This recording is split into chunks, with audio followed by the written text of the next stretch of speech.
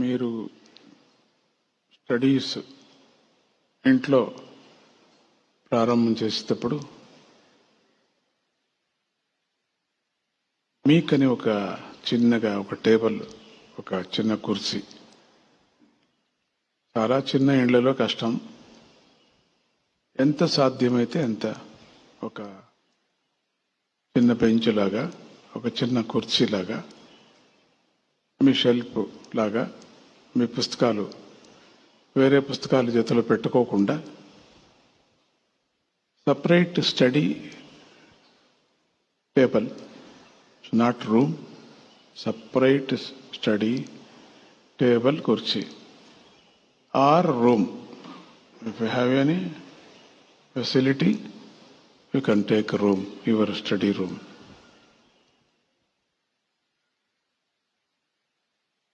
ఆ స్టడీ రూములోనే మీరు పడుకోవాలంటే దూరంగా కొంచెం పడుకోండి. అందుకనే టేబుల్ కుర్చీ కొంచెం దూరంలో ఉంటే బాగుంటుంది.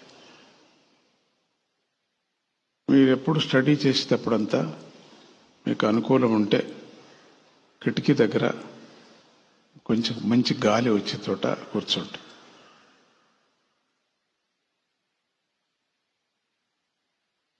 కొంతమంది పిల్లలు సాధ్యమైతే తూర్పు కానీ ఉత్తరానికి కానీ కూర్చొని చదవండి.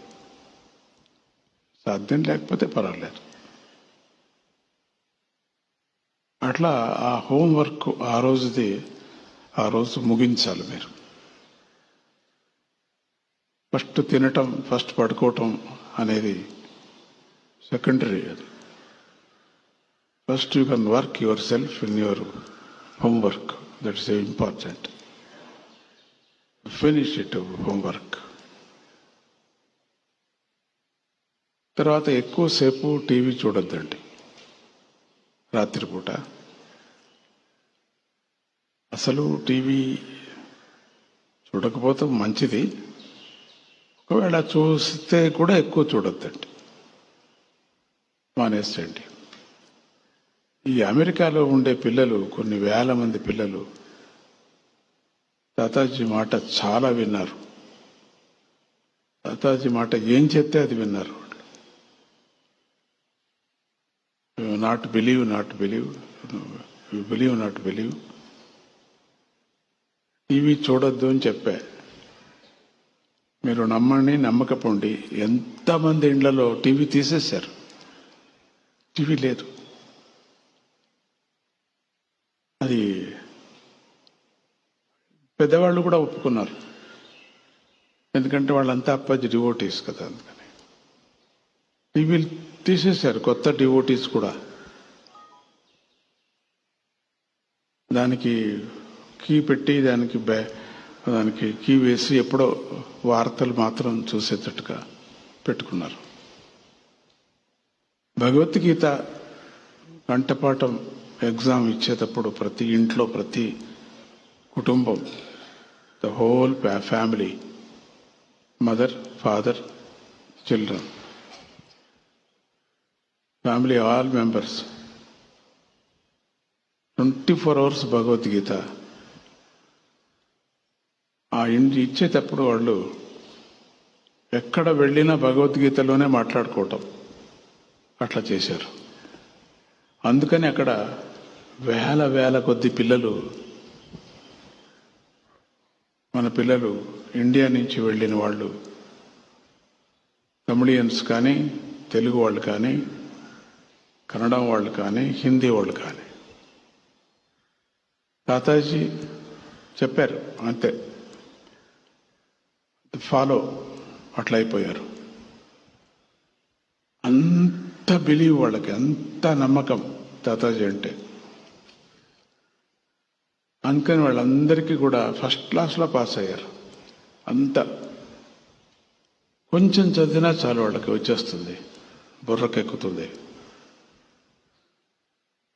చాలామంది పిల్లలు ఎప్పుడు తాతాజీ వచ్చినప్పుడు అంతా కనపడుతూనే ఉంటారు. నేను అడుగుతాను అప్పుడు, ఎప్పుడు చదువుతారు అని. కొంచెం చదివితే వచ్చేస్తుంది తాతాజీ మాకు అంటారు. సో అది అంత వాళ్ళ మైండ్ అంత చురుకైపోతుంది. అంత షార్ప్ అయిపోతుంది. Because the by heart the Bhagavad Gita, some other slokas, and also Lalita Sahasranama and Vishnu Sahasranama. Now they are starting for Sundarakanda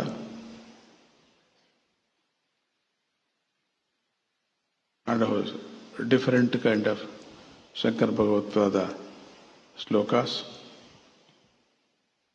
ఇప్పుడు స్టార్ట్ చేశారు వాళ్ళు. ఏని చెప్పినా టక్కనే అయిపోతుంది వాళ్ళది, మెమొరీ పవర్స్ వచ్చేస్తుంది వాళ్ళకి. నెక్స్ట్ తాతాజీ ఏంటి అంటారు,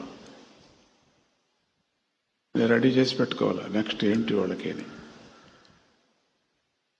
సో అది విద్యాభ్యాసం అంటే అట్లా ఉండాలి. ఒక్కరోజు హాలిడే అంతే, సండే, అది కూడా ఎక్కువ తీసుకోరు. కాసేపు శరీరానికి వ్యాయామం కావాలి కదా, రన్నింగ్ రేస్ కానీ వాకింగ్ కానీ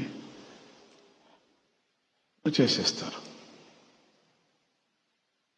they are very nice people, they are very nice students. నాకేంటంటే మీరు కూడా అట్లా తయారు కావాలి ఇండియాలో కూడా అని నాకు ఇష్టం. ఇండియాలో కూడా అదే విధమైనటువంటి ఒక నమ్మకం, అదే విధమైనటువంటి తాతాజీ అంటే ప్రేమ. ఎక్కువ చదివే కొద్దీ నేను ఎక్కువ మీ దగ్గర అవుతా, ఎక్కువ మీరు మంచి మార్క్స్ తీసుకుంటే మీ దగ్గర ఉంటా. ఎప్పుడు చాలా ఇష్టం అవుతుంది నాకు చదివే పిల్లలు చూస్తే.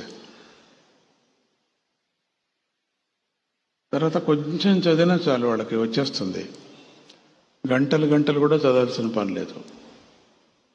ఎందుకంటే మైండ్ చాలా ఫ్రెష్గా ఉంటుంది. ఇంట్లో గొడవలకు మనం వెళ్ళకూడదు, దాన్ని వినిపించుకోకూడదు. మనం అమ్మా నాన్న ఏడుస్తుంటే మనం దాని సంగతి మనం పట్టించుకోకూడదు. మనం స్టడీస్లో మనం ఉండాలంతే. మీరేం చేయలేరు, వాళ్ళని సరిచేయలేరు.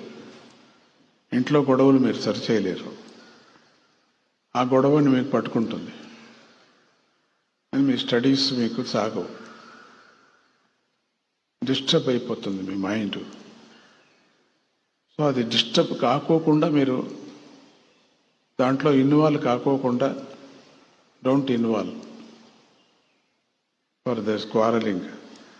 వాళ్ళంతా సరిపోతారు మళ్ళీ, కానీ మన మైండ్ ఖరాబ్ అయిపోతుంది. మన మైండ్ ఎప్పుడు చెడిపోతుందో మనకు స్టడీ చేయటానికి అయ్యలేదు. సో వాళ్ళ గొడవలకి మనం వెళ్ళకూడదు.